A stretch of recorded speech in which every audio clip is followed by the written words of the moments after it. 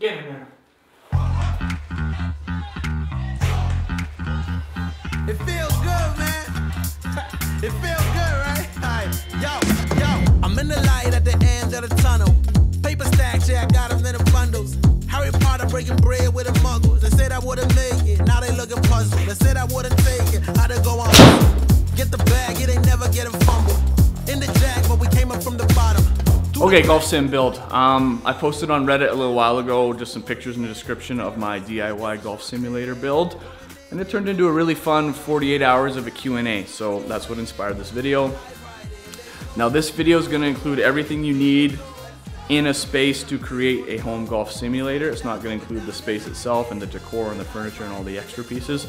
I'll include that at the end because I know I'll get questions about it, but this would be everything you need to play golf in your space. And there'll be links in the description for everything that I used. Click them, buy them, check them out. Okay, Mevo FlightScope Plus. So I'm using this launch monitor mainly because of their software that partners really well with it. So I'm using GS Pro for my software. So this is middle of the line for launch monitors. You would either buy this one or SkyTrack. SkyTrack Gets mounted there on your mat, kind of like your Foresight Sports ones. This one's back there. I wanted it to be lefty and righty inclusive. The other limitation of this one is you need a long run. So SkyTrack, you don't need a long run behind your ball. So for this one, you can set the different parameters. I have 8.5 feet from launch monitor to ball, and then 8.5 feet from ball to screen. On the Mevo requirements, you need at least 7. So you need 7 monitor to ball and 7 ball to screen, so we have more than that. The one thing that they recommend is these little magnetic dots on the balls. See, they come off a little bit. But when you buy the launch monitor, they give you a whole roll of them. I've hit a lot of shots with and without them, and maybe off the tee, you're supposed to point the dot towards the screen. It could give you a little bit of help, but I don't think they're mandatory. Maybe they help outside. They're supposed to help count the RPMs for the spin.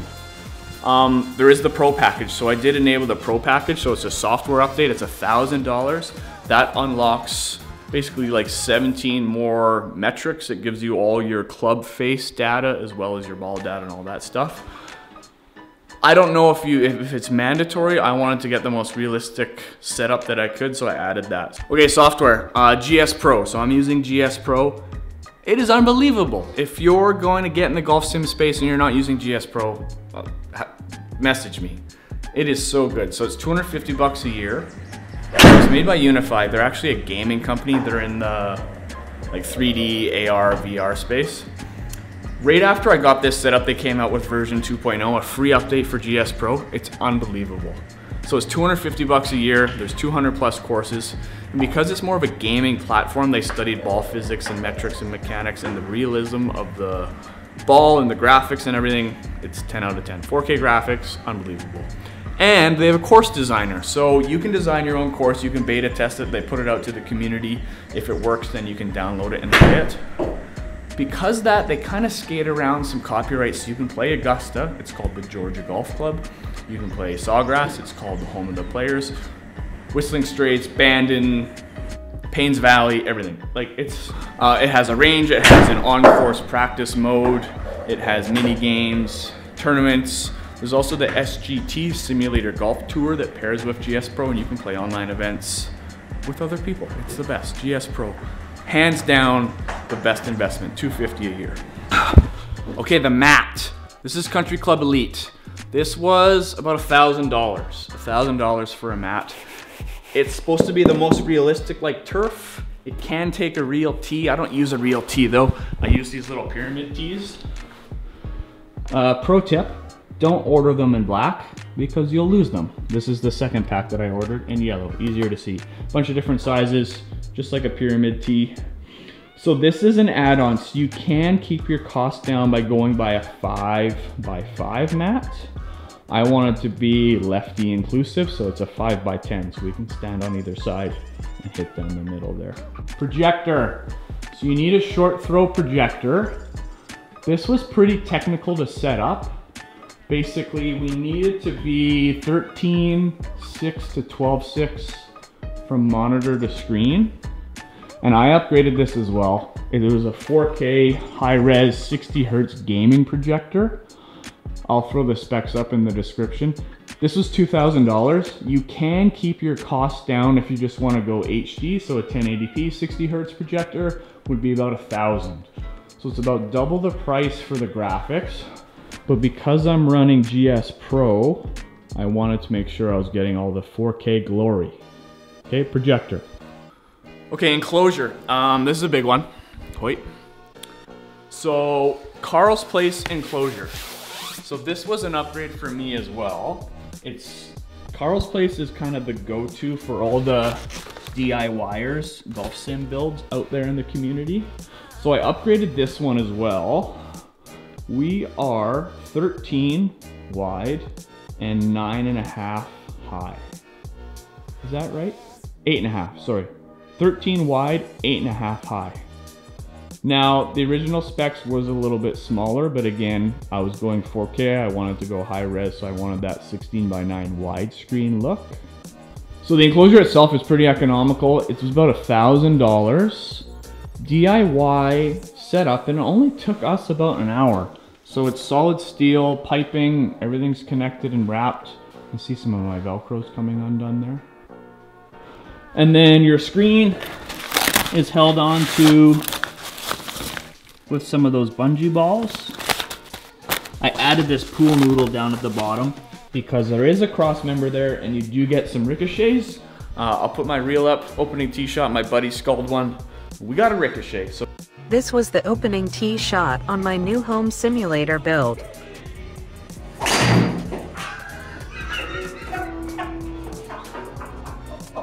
So it's less now with the pool noodle, but that's the enclosure. One thing I forgot to add about the Mevo Flight Scope, you can probably see I've got a battery pack hookup to it. The battery sucks, like really sucks. So this is Anker. It's like $60 and it'll give me about 10 rounds worth of battery. So get yourself one of those, just a micro USB, plugs into the side. The turf, so the turf is more for aesthetics or to dampen the ball after it hits the screen. It's not mandatory. It's $1,000, another $1,000. You could very well use carpet or gym mats or nothing. GS Pro, in a separate video, I'll talk more about the software. I don't really putt on it. They've got a really good auto putt algorithm that based on the difficulty of your shot and how close you are to the pin.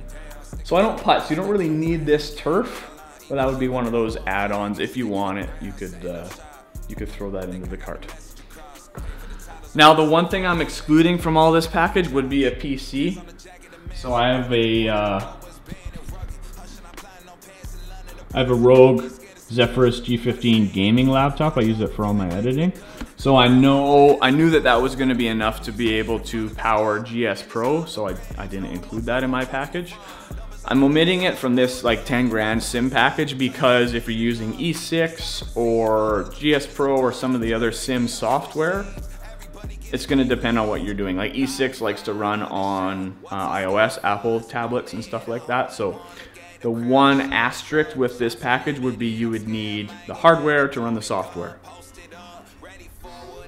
And then the only other thing you would add on is just whatever else you need from the space. You would need a bunch of these little tees. I'll put those in the description. I got this extra case for the Flight Scope that helps you keep it the right pitch and level. What else is mandatory? Not mandatory, but like a spot to hold your bag and tees and balls and all that stuff. Just a nice little space saver. And then I went a little crazy with the furniture and decor and everything else in this space. But yeah, for 10 grand, you can golf all season. And me being Canadian, this is super important. We got a short season. This is my space. And yeah, thanks for watching.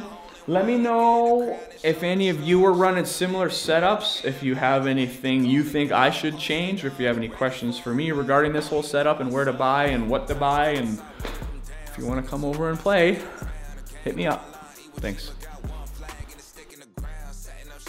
Okay, and the only thing that I forgot to include is the size of the space itself. So that room is 20 feet deep by 13 feet wide, and the ceilings are 10 feet high. So that's always the debate, is height. Some guys maybe can get away with 8 feet. 9 feet would be better, 10 is perfect. I'm hitting drivers. I've got some taller friends and we've had no issues. 13 by 20 by 10, that's the size.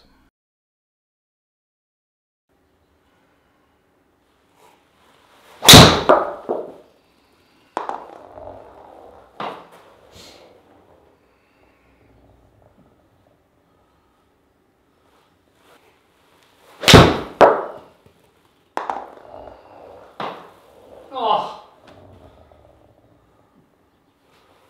that's so good.